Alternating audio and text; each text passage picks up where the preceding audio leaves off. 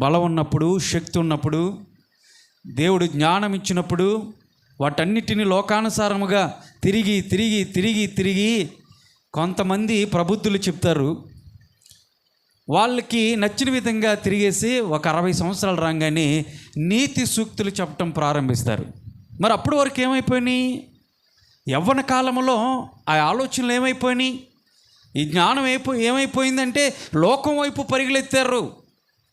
వాళ్ళు ఎప్పుడు చెప్తారంటే, నడవలేనటువంటి పరిస్థితుల్లో, కుర్చీకే పరిమితమైనప్పుడు, వాళ్ళ శక్తి అంతా క్షీణించిపోయినప్పుడు, 60 సంవత్సరాలు వచ్చినప్పుడు వాళ్ళ రిటైర్మెంట్ స్టేజ్లో వాళ్ళు చెప్తున్నటువంటి మాటలు ఏంటి తెలుసా? మేము దేనికోసం ప్రయాసపడ్డామో మాకే అర్థం అవ్వట్లేదు. ఈ రోజున కోట్లు సంపాదిస్తున్నటువంటి వ్యక్తులు కూడా, 100 ఎకరాలు పైగా సంపాదిస్తున్నటువంటి వ్యక్తులు కూడా ఈ రోజున కూర్చొని 60 సంవత్సరాల ప్రాయంలో లేవలేని పరిస్థితులు వాళ్ళు చెప్తుంది,